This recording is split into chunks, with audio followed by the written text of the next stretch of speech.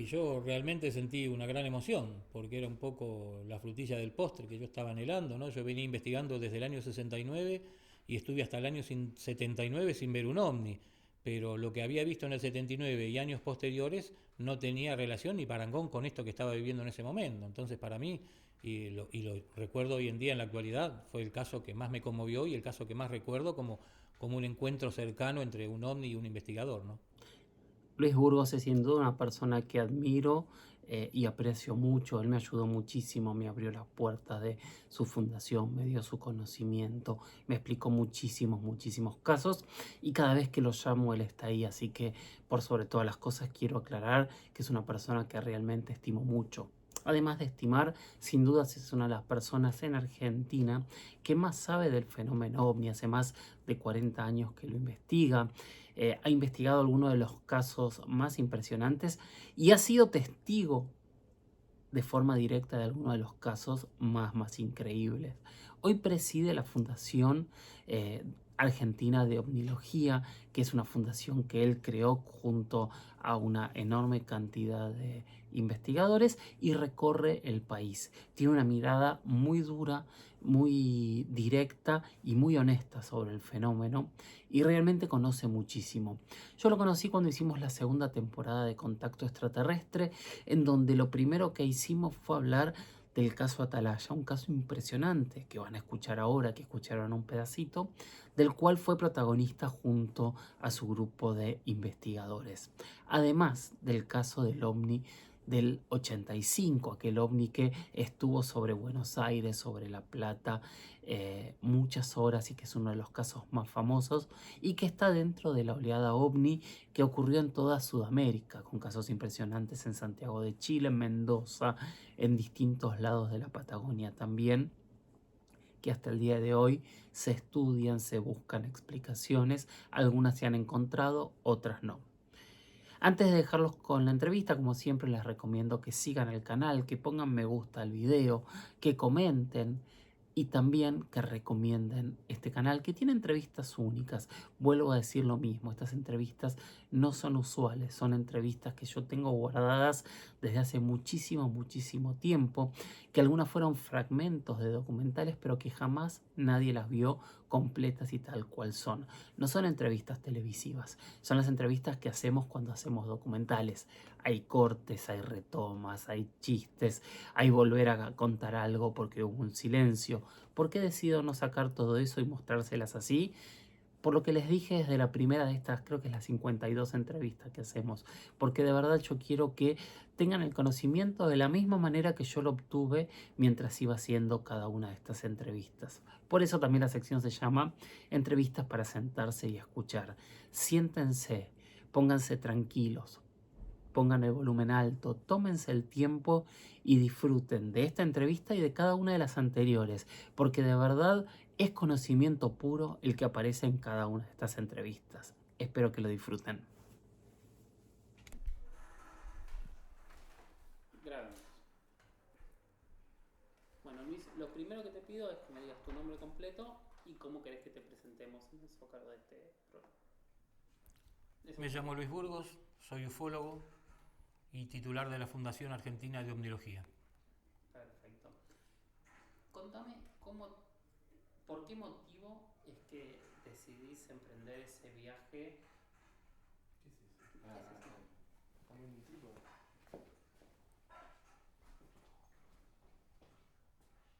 ¿Cortamos? Viajar hasta este campo de atalaya. ¿Qué es lo que descubres? ¿O que te informan? ¿Quién? ¿Cómo? Nosotros a mediados de 1985 estábamos investigando una serie de apariciones en toda esa zona y generalmente hacíamos las vigilias de OVNI, las jornadas nocturnas de investigación de campo en la zona del balneario de Atalaya. Y recuerdo que una noche viene un muchacho tipo 2:30 de la mañana a curiosear a ver qué estábamos haciendo, le contábamos que somos investigadores de OVNI, que estamos esperando a ver si aparece algo para grabar y filmar. Y me dice así al pasar, como que no quiere la cosa, allá en el campo de Borro, que era un concejal de la época, un político de época, hay unas extrañas marcas que aparecieron en ese campo y dice que bajaron ahí. Y cuando me dijo así, me entró la curiosidad, porque estábamos muy cerca, estábamos a pocos kilómetros de ahí, y mandé gente de mi entidad, de la FAO, a investigar. Yo recuerdo que fueron, ya cuando amanecía, nosotros pernoctamos toda la noche y a la mañana, cuando vienen de regreso, no lo podían creer. Me dicen que había más de 20 marcas en el terreno. ¿Para qué? Nos movilizamos enseguida hacia allá y empezamos a contar en el campo unas 50, 60 marcas. Cuando volvimos a la tarde, regresamos, porque estábamos prácticamente fuera de sí, porque estábamos totalmente emocionados por lo que habíamos visto, tuvimos la suerte de poder ponerle una marca con un palito, le atamos a cada marca, a cada círculo, y le atamos un trapito blanco. Y empezamos a contar y cuando contamos 150 no lo podíamos creer. Es más, los fotógrafos se subieron arriba del molino, tomaban fotos aéreas, bueno, fue toda una algarabía porque realmente para nosotros era un poco como decir, bueno, todo lo que nos cuenta la gente acá en el pueblo es cierto porque esta gente, estos ovnis, objetos no identificados, se están bajando ahí en ese campo. Era prácticamente un santuario de ovnis. Y tal es así que después empezamos a hacer todas las vigilias, las trasladamos desde el balneario hacia ese campo. Y así fue transcurriendo los meses hasta que desembocamos en la noche del 4 de marzo, que yo, como digo siempre, es la frutilla del postre, ¿no? Porque tuvimos la oportunidad de presenciar esos objetos voladores. Así que fue el corolario de todo lo que vinimos investigando desde octubre del año 85 hasta marzo del año 86. Y contame, ¿cómo fue esa tarde? ¿Quién es el grupo que va? ¿Por qué se juntan? ¿Cuál era el objetivo de ir? Generalmente nosotros éramos y somos en la actualidad un grupo grande de mucha gente que participa, investiga, colabora. Tal es así que en esa época había más de 20 personas en el grupo, pero obviamente no podían ir siempre los 20 ni tampoco iban siempre los mismos. Entonces da la casualidad de que ese día nos juntamos como otras veces que hemos ido anteriormente y fuimos los 7 y tuvimos la oportunidad de presenciar ese fenómeno que los otros que se quedaron, que no pudieron viajar, no pudieron estar, obviamente hasta el día de hoy se lo están lamentando, ¿no? Y decime, los Mengi, los dos por separado, me contaban que iban a marcar que habían 2 vacas calcinadas y que al día siguiente iba a ir un noticiero y entonces ustedes querían tener todo listo para eso. No, el tema fue así, o sea, cuando sucedió la noche del encuentro del 4 de marzo, en esa época estábamos haciendo mucha prensa, mucha nota, iban periodistas a pernoctar, incluso nos acompañaron a hacer vigilia. Inmediatamente recuerdo que lo comento a uno de los periodistas acreditados en la... De que parte del objetivo de ese día era marcar que había 2 vacas calcinadas y dónde estaban las marcas. No, el tema fue así. Nosotros cuando tuvimos ese encuentro, porque esa zona la teníamos prácticamente catalogada como la palma de la mano, habíamos estado meses enteros, y siempre cuando íbamos de tarde recorríamos el campo en busca de alguna huella nueva, fresca. No la encontramos, y cuando sucedió ese evento del 4 de marzo del 86, al día siguiente yo llamo a un noticiero nacional de Argentina, y fuimos con los periodistas, con los camarógrafos, y mientras recreamos prácticamente lo que habíamos avistado la noche anterior, empezamos a recorrer el campo y nos topamos con un animal, una vaca, que no estaba mutilada, sino estaba como disecada. O sea, evidentemente llevaba mucho tiempo de muerta. Pero lo más interesante del caso es que estaba a unos 150, 200 metros del alambrado de donde habíamos estado esa noche, pero la tarde anterior no estaba ahí. Es decir, cuando recorrimos el campo, la tarde anterior no estaba. Y cuando fuimos al otro día, después del evento, apareció ese animal ahí, que yo calculo que tendría meses de muerto porque estaba prácticamente el cuero, los huesos, estaba muerto ahí. Bueno, ¿qué detalles te acordás? ¿Cómo fueron? ¿En qué autos? ¿De qué conversaban mientras se acercaban al lugar? Sí, fuimos en 2 autos, la conversación era siempre la misma, o sea, si esta noche podríamos verlo, si teníamos la suerte de verlo, porque habíamos estado noches y noches y noches.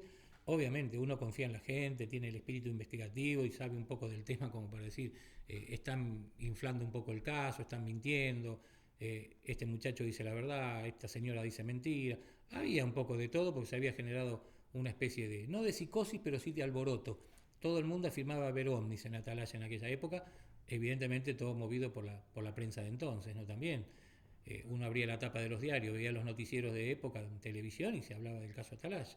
Entonces, nosotros éramos los únicos que no habíamos sido los privilegiados de ver algo, ni siquiera algo que decimos, bueno, esto puede ser un ovni o tiene un movimiento no convencional que no encaja con algo terrestre, como un avión, un helicóptero. Y bueno, y siempre pasaba lo mismo, sino lo que nos estaban informando, cada uno tenía un informante, un poblador, un allegado que le decía, fulano, mengano, en un campo cercano, en aquella ruta. Y bueno, Qué lindo. Disculpe. retomo, ¿eh? Sí. Siempre alguien tenía. Sí, cada uno tenía siempre su informante, un allegado, un amigo en algún campo vecino, un poblador de Magdalena, de Atalaya, de Babio, todos los poblados vecinos. Y bueno, y siempre se comentaba lo mismo. Pero fuimos en 2 autos, llegamos un poco tarde, porque generalmente nosotros solemos, cuando vamos a hacer una vigilia, llegar con luz solar en horas del día. ¿Por qué? Porque cuando ni bien se empiezan a prender las primeras luces de la noche de las casas, de los puestos vecinos, uno ya sabe que ahí hay una vivienda o hay otro tipo de iluminación para no confundirse de noche. Y esa noche, recuerdo que llegamos tarde, llegamos prácticamente 9 menos 5, 9 menos 10, pero no bien bajamos de los autos, Fernando dice, miren aquello, nos dimos vuelta y ahí estaban los 2 objetos no identificados que yo calculo después, haciendo la medición un poco casera y ubicándonos en el lugar nuevamente de día. Yo para mí estaban un poco entre el campo de las huellas y el poblado de Atalaya. Es decir, estaban a unos 45 grados, pero yo si los tengo que ubicar hoy en día, los ubico ahí, los 2 objetos, prácticamente arriba del pueblo. ¿Y cómo eran?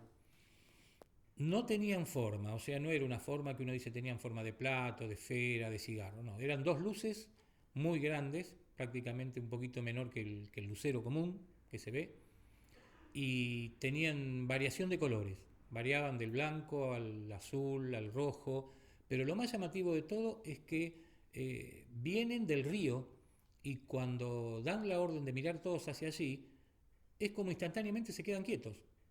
Y ahí empiezan un movimiento entre ellos, empiezan a girar entre sí, uno sube, el otro baja, se ponen a 1 metro de distancia viéndolo a ojo desnudo a esa altitud, después se vuelven a juntar. Yo lo califico como si fuera una danza aérea, porque era un show que estábamos presenciando. Y así durante 45 minutos. ¿Y qué te pasó a vos, no a Luis Burgo investigador, sino a Luis Burgos persona, de estar ante algo así en ese momento? A mí me dio la sensación como que si bien no era un contacto programado, ni un contacto que se ha establecido como muestran en las películas, o como suele tener el sueño cualquier investigador de tener un encuentro con un extraterrestre o con un ovni muy cercano, a mí me dio la sensación de como que los que estaban tripulando estos aparatos nos habían detectado. O sea, para mí fue una especie de contacto a nivel visual, como nosotros los vimos y ellos nos vieron. ¿Me explico? Después, uno después un poco deja volar la imaginación, ¿no? Y si estaban tripulados, no estaban tripulados, por qué a nosotros, un montón de preguntas que después con el tiempo por ahí uno las va canalizando, le queda la duda hasta el día de su muerte, pero para mí fue una gran satisfacción por el hecho de que era un poco el corolario, la frutilla del postre de todo lo que yo venía investigando desde octubre del año pasado, del año 85. Entonces, eso fue lo que dijimos, bueno, valió la pena y tuvo su fruto, su resultado, ¿no? ¿Y esas luces se fueron acercando?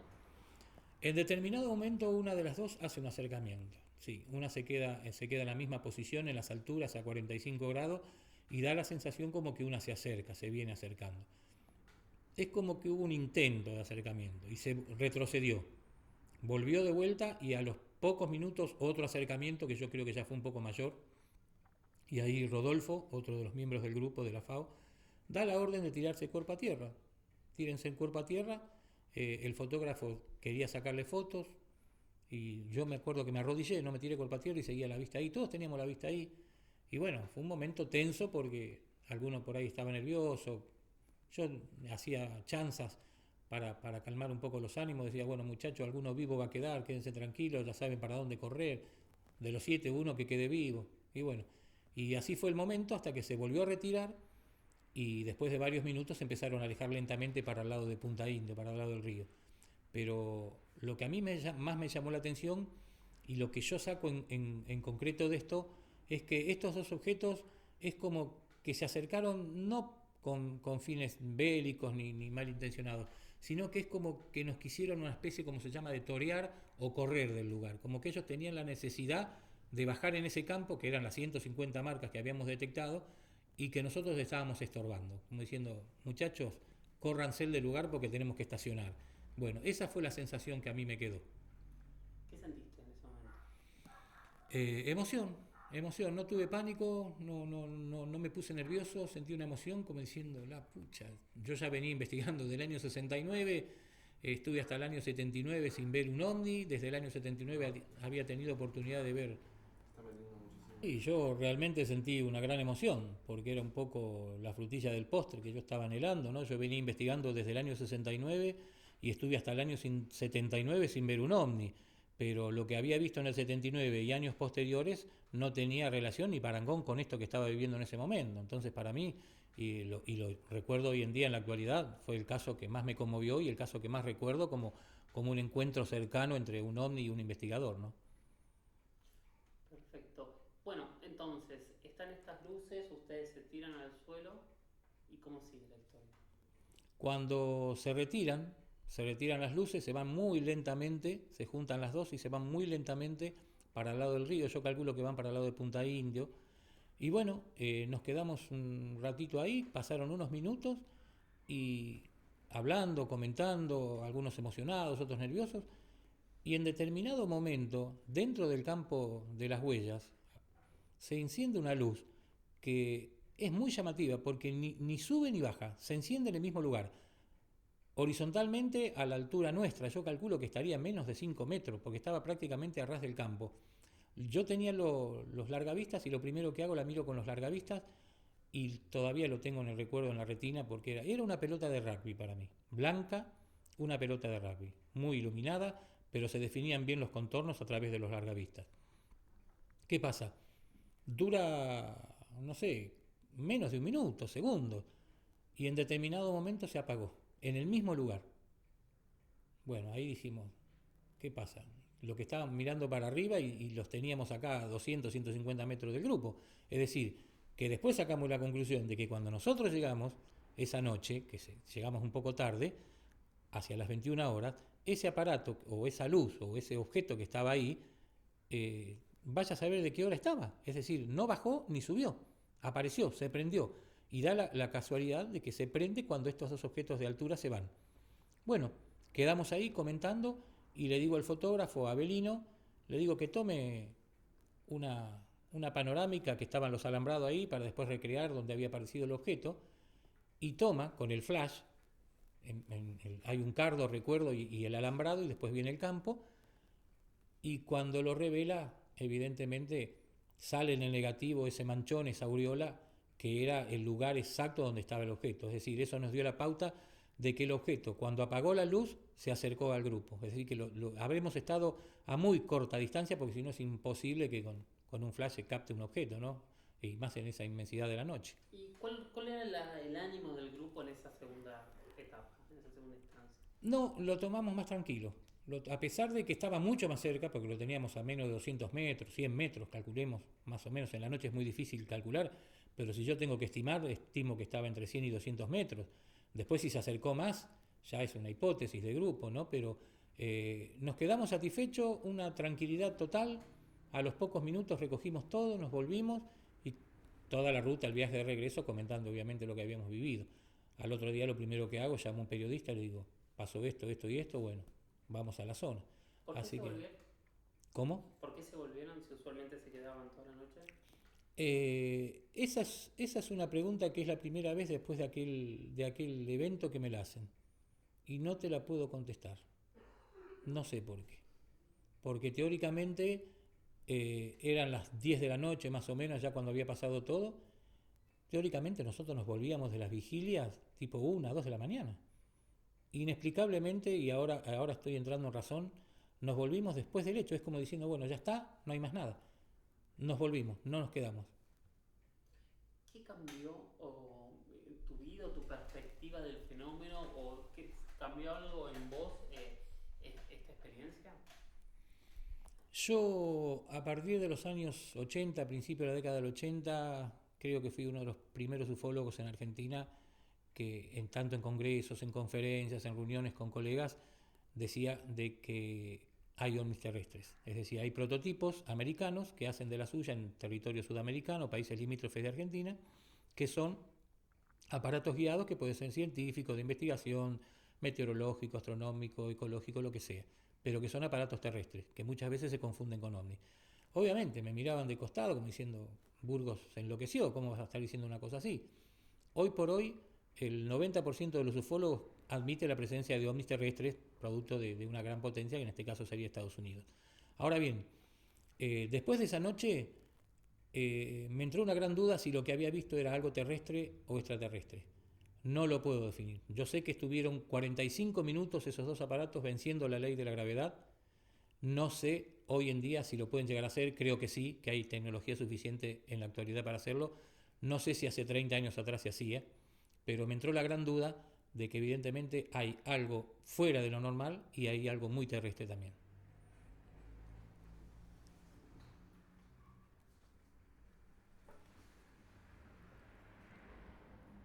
¿Cómo eran las huellas en el campo? Las huellas eran variadas. De las 150 marcas, la mayoría eran círculos. Estos círculos medían entre 4 metros y 8 metros, que es generalmente lo que deja la marca del ovni. El ovni típico, común cuando aterriza en los campos, deja esa marca. El diámetro va entre los 4 y 8 metros. Hay huellas más grandes, hasta 20, 30 metros, pero generalmente es esta medida. Y la forma eran ovales, circulares en su gran mayoría, y encontramos algunas cerraduras muy llamativas entre 12 metros y una de 18 metros en un campo vecino. Eso Está bien. encontramos, empiezo ahí, y encontramos algunas cerraduras de 12 metros y 18 metros, muy llamativas en un campo vecino. Pero el pasto estaba totalmente reverdecido, no era la típica huella con el pasto deshidratado, como muchas veces, o quemado suele suceder, sino que el pasto estaba reverdecido, es decir, se diferenciaban porque el verde era mucho más intenso que el verde común del campo.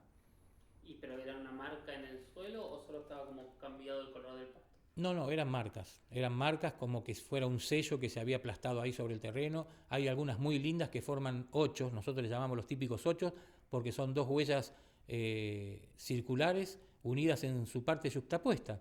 Y se forma un 8, uno la ve de un costado, de arriba, es un 8. Así que hubo toda una variedad de huellas muy significativas que para mí, que estoy de lleno metido en el fenómeno aterrizaje dentro de lo que es la problemática OVNI, me llenó de satisfacción porque me dio mucho material de trabajo para futuras investigaciones, ¿no? ¿Dónde se encontraron para ir al lugar y en cuántos autos fueron, quiénes fueron, cómo se dividieron en los autos? Nos encontrábamos generalmente en un punto en común, en La Plata, en la avenida 122, que después la continuación es la ruta 11, y de ahí partíamos hacia el campo de las huellas, ni siquiera entrábamos al pueblo de Atalaya. Habíamos encontrado una callejuela en el medio de la ruta, antes de llegar al pueblo de Atalaya, y nos metíamos por ahí unos 5 o 6 kilómetros y directamente desembocábamos en el campo de la huella y teníamos un panorama del lugar para ver perfecto. De un lado la ruta y del otro lado, atrás de los montes, el río de la Plata, ¿no? ¿Y te acordás cómo estaban divididos los dos autos que fueron? No recuerdo mucho cómo estábamos divididos. Sé que eran dos autos. Si éramos 7, iríamos 4 y 3, una cosa así.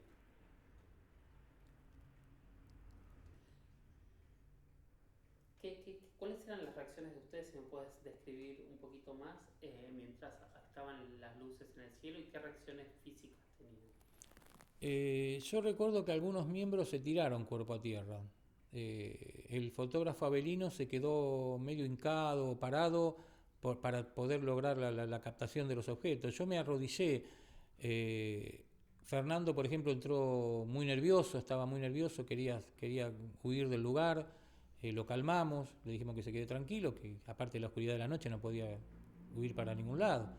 Y lo más llamativo que yo recuerdo es que en determinado momento, porque yo había hecho un par de chanzas, el que quedaba vivo lo va a contar, yo puse la linterna arriba del auto.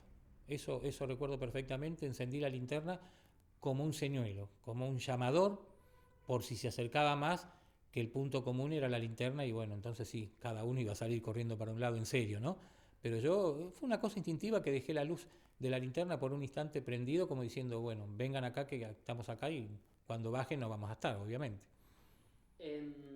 ¿La luz blanca los iluminó a ustedes? ¿Era como una luna llena o no llegó a emitir? No emitió no se bifurcaba, no emitía ningún rayo de luz hacia el grupo, no, para nada, para nada. Supimos del acercamiento porque evidentemente se venía para el grupo y se estaba acercando como si fuera cuando viene un avión a la distancia que se van acercando la luz, los faros de frente, pero después de eso no hubo ningún haz de luz hacia el grupo. No, pero yo digo la segunda luz, la grande, si llegó a haber un resplandor en el lugar. ¿La del campo? No, era una luz que se compactaba a sí misma, es decir, no resplandecía, ni siquiera iluminaba para el campo, sino era muy clarita, al menos el objeto que yo veo, tipo pelota de rugby, era una luz muy compacta, no emitía destellos, era uniforme, muy lindo. Y los Mengui, los dos coincidían en algo que me gustaría que lo cuentes vos si fue así, que esta segunda luz aparece porque en ese momento encienden las luces de un auto para darlo vuelta y aparece la luz. No sé si recordás ese. No recuerdo, lo que recuerdo sí que en determinado momento querían arrancar el auto y estos autos que si uno abre la puerta se enciende la luz adentro, la luz interior, y yo los reté, le digo apaguen la luz porque estamos dando cuenta de que estamos todos acá, para que no enciendan, que no haya ninguna luz, ¿no? Pero el auto encendido no lo recuerdo, al menos no lo recuerdo un auto encendido. Después sí, obviamente, pero antes de la luz en el campo no. Muchísimas gracias. A ustedes.